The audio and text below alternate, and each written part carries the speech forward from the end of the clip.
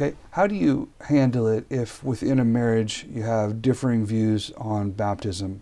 They're both Reformed, say, but one is Paedo and the other is Credo. Does the woman then just need to submit to whatever the husband's position is? Is it better to have never even started that relationship? Basically, when a man seeks a woman's hand in marriage, when the man goes to the father, let's say it's a Credo Baptist suitor and a Paedo Baptist family. She's from a Paedo Baptist family. He is asking for her hand so that he can be her spiritual head, so that he can lead her. That means that if she says yes, then she has to be willing to go where he would lead her, right? If he said, I'd love to marry you, but I want to be a missionary to the bongos, and she says, yeah, you're cute, I'll marry you, and then after they're married says, I don't want to really go to the bongo. No, you can't do that. That would be a dishonest and treacherous thing to do. If it's an issue after the wedding, it ought to be an issue before. So if it's not an issue before, if the husband doesn't want to baptize his infants, then she marries him. She needs to say, we don't baptize our infants. She can pray that he would change his mind, but she must not undermine him. She needs to be ready to go all in on. She needs to be willing to follow him where he would go, and I would flip it around. If he's Paedo Baptist and she's Baptist, then and she says, yes, I want to marry you, she's saying, yes, I want us to baptize our children. But now I don't agree with that exegetically, but that's not as important to me as being with you is. Okay. Now, if it's more important than being with you, then don't be with him.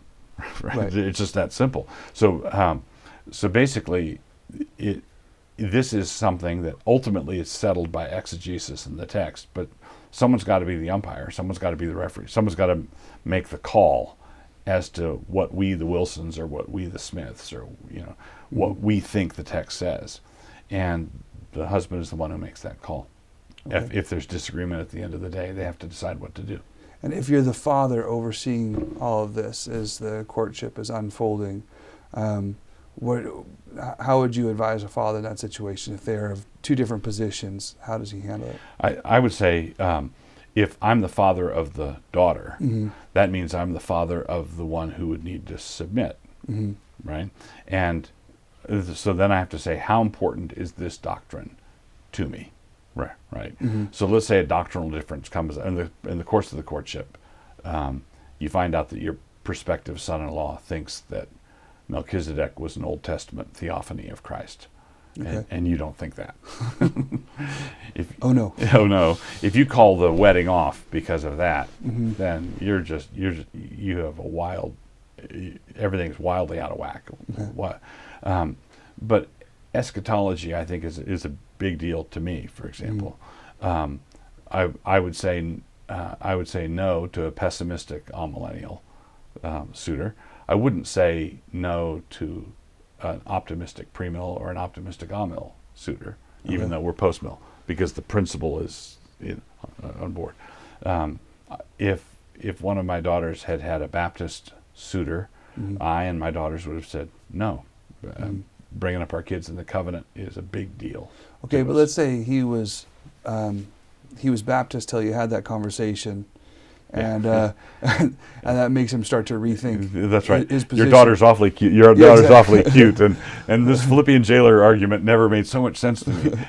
Exactly. So there are, I can think of a lot of incidents where a point of doctrine became an issue during the courtship. And there was transition on the part of the man, and then the fear is that, well, then it's not a real change of mind. It was just because she really was cute. Yeah, and that's one of the things you have to walk through. First, God uses means to bring people to change their minds, right? So I would have the question: was this change of mind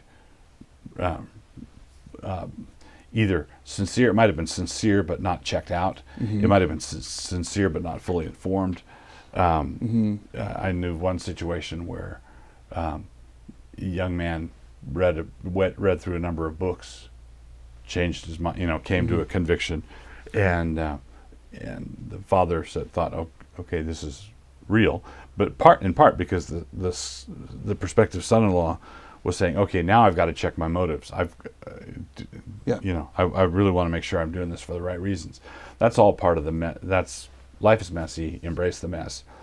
But if the person is just whatever we believe around here, you're the dad of the cute girl, then you don't want a son-in-law who doesn't have much of a spine, Right.